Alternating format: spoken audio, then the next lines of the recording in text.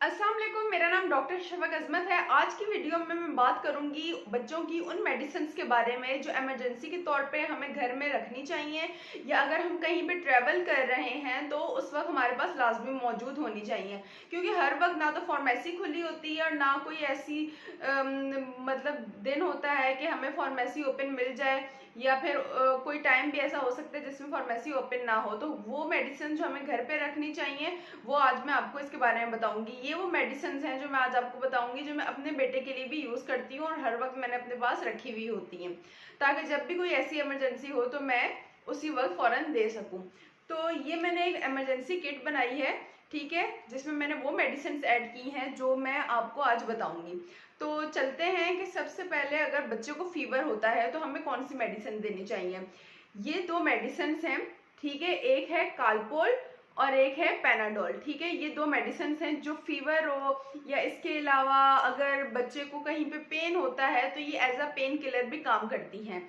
तो आपने कालपोल या पैनाडोल ये अपने पास घर में रखनी है अगर फीवर बच्चे को होता है तो आपने ये देनी है मेडिसिन। इसके अलावा अगर कोई भी पेन होता है बच्चे को, मतलब दांत में दर्द हो रहा है या कहीं पे गिर गया है, टांग में दर्द हो रहा है उसकी वजह से, तो आपने ये याद रखना है कि ये एज अ पेन किलर भी आप दे सकते हैं, कालपोल और पैनाडोल।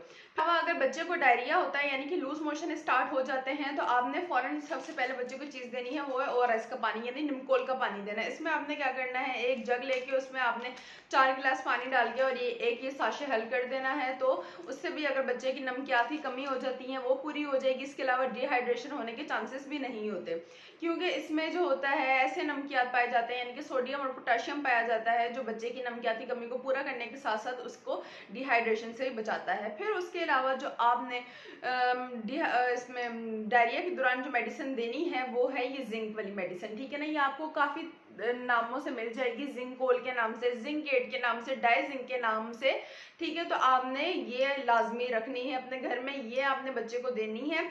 जैसे ही लूज मोशन स्टार्ट होते हैं तो आपने बच्चे को देना शुरू कर देनी है, और ये बहुत इफेक्टिव है और इसके कोई भी साइड इफेक्ट्स नहीं है। तो ये आप बच्चे को दे सकते हैं, 14 दिन तक ये बच्चे को आपने मेडिसिन देनी है। फिर उसके बाद आ जाता है अगर बच्चे को उल्टियाँ स्टार्ट हो जाए यानी कि वॉमिटिंग स्टार्ट हो जाए, या तो फिर अगर ट्रैवलिंग के दौरान मोशन सिकनेस हो जाए, नोजिया हो जाए और वॉमिटिंग स्टार्ट कर देते हैं, काफ़ी बच्चों को ट्रैवलिंग के दौरान बहुत वॉमिटिंग का इशू होता है, तो उसमें आपने ये दो मेडिसिन अपने पास लाजमी रखनी है। या तो ग्रेविनेट आप ले सकते हैं, ठीक है, या इसके अलावा मोटिलियम ले सकते हैं। ये देखिए, सही है।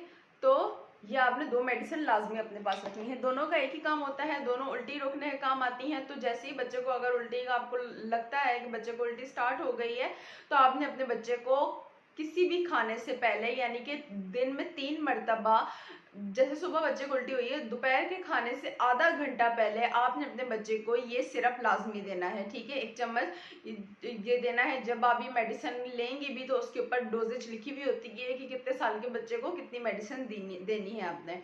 तो ये आपने हर खाने से आधा घंटे पहले बच्चे को मेडिसिन देनी है, उससे वॉमिटिंग रुक जाती है।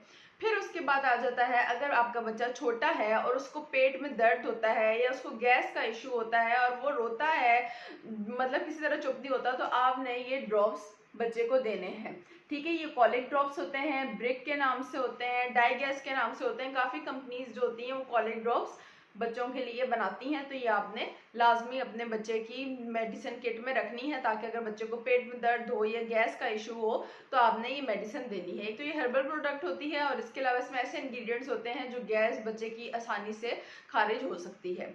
फिर उसके बाद आ जाता है अगर आपका बच्चा छोटा है और उसका नाक बंद हो गया है या उसको नज़ला जुकाम हो गया है और बच्चे का नाक बंद हो गया है, क्योंकि 2 साल से छोटा बच्चा होता है वो अपना नाक ब्लो नहीं कर सकता, तो उसके लिए आपने जो मेडिसिन रखनी है वो ये रखनी है, ठीक है। नॉर्सलाइन ड्रॉप्स के नाम से ये आता है। ये आपने बच्चे के नाक में डालना है हर फीड से पहले। अगर छोटा बच्चा है, मतलब न्यू बॉर्न है, तो आप उसके नाक में हर फीड से पहले, मतलब जितनी मतलब आप दूध पिलाएंगे उससे पहले आपने एक एक कतरा दोनों नॉस्ट्रल्स में डाल देना है। फिर इसके अलावा अगर बच्चा थोड़ा बड़ा हो जाता है तो आपने क्या करना है, बच्चे के नाक में 2-2 कतरे आप डालकर, फिर उसके बाद ये एक जो होता है ये आपने लेना है, पंप होता है, ठीक है, नेजल पंप भी इसे कहते हैं। आपने ये लेना है और आपने क्या करना है, बच्चे की नाक में डालकर और पीछे से इस तरह आपने इसको प्रेस करना है, बच्चे की नाक में डाल के आप आहिस्ता आहिस्ता करके इसको छोड़ेंगी तो वो जो भी अंदर म्यूकस होगा या बलगम जो होता है नाक में बच्चे का, क्योंकि बच्चा खुद नहीं निकाल सकता, तो वो आप इसके ज़रिए खींच के निकल आएगा। ठीक है, ये बहुत हेल्पफुल है ये दोनों चीज़ें। और जब भी मेरे बेटे को भी इस तरह का नज़ला ज़ुकाम का कोई इशू होता है तो मैं यही करती हूँ कि पहले नाक में ये डालती हूँ 2 ड्रॉप्स, एक नोस्ट्रिल में, दो ड्रॉप्स दूसरे नोस्ट्रिल में, और फिर उसके बाद जब वो अंदर से मॉइस्ट हो जाता है तो फिर उसके बाद मैं इस तरह पंप करके निकाल लेती हूँ। ये बहुत इफेक्टिव होता है छोटे बच्चों के लिए, क्योंकि वो अपना नोज ब्लो नहीं कर सकते। फिर उसके बाद क्या है कि अगर बच्चा कहीं गिर जाता है या उसको कोई माइनर इंजरी हो जाती है तो उसके लिए आपने अपने पास जो रखनी है वो रखनी है ये पॉलीफेक्स। ठीक है, ये ऑइंटमेंट आपने रखनी है पॉलीफेक्स। ये बहुत ज़्यादा हेल्पफुल होती है, तो बैक्टीरिया उस पर नहीं आते चोट पे। ठीक है, और इसके अलावा ये वुंड को हील करने में काफ़ी मदद देती है। फिर उसके बाद आ जाता है क्यों छोटे बच्चे जो होते हैं वो हर जगह हाथ मारना, और उनको इतना नहीं समझ होती, तो वो क्या करते हैं कि मतलब अगर जैसे हम लोगों ने चाय बना ली तो अचानक कप खींच लिया, इस तरह के छोटे मोटे अगर बर्न का इशू हो जाता है तो फौरन जो आपने चीज़ करनी है वो आपने करनी है ये क्वेंच क्रीम अपने पास आपने रखनी है। ठीक है ना, और ये फौरन उस जगह पे लगानी है जहाँ पे उस बच्चे का जिस्म का कोई भी हिस्सा जला है। ठीक है, तो एक तो ये होगा कि फौरन लगाने से उस पर कोई निशान नहीं पड़ेगा या वो छाला नहीं बनाएगा। ठीक है, तो ये आपने फौरन लगानी है। फिर उसके बाद आपने डॉक्टर के पास लाजमी लेकर जाना है, क्योंकि बर्न ऐसी चीज़ है, जला हुआ ऐसा चीज़ है जिसको आप घर में ट्रीट नहीं कर सकती। ये वो मैंने चीज़ें बताई हैं जो इमरजेंसी के तौर पे आपके पास फौरन मौजूद होनी चाहिए। मतलब फौरन अगर बच्चे के ऊपर कोई चीज़ गिर गई है गर्म, ठीक है ना, तो आप अगर जब तक उसे लेकर जाएंगे तो उस दौरान क्या होगा कि छाला भी बन जाएगा और वो बाद में निशान भी छोड़ जाएगा। तो अगर आप ये क्वेंच क्रीम अपने पास रखते हैं तो घर में लगाने से क्या होगा कि वो उस जगह को छाला बनने से बचा लेगा, उस जगह पे निशान नहीं बनेगा, और बाकी जो भी फर्दर ट्रीटमेंट होगी वो आपको हॉस्पिटल में मिल जाएंगी।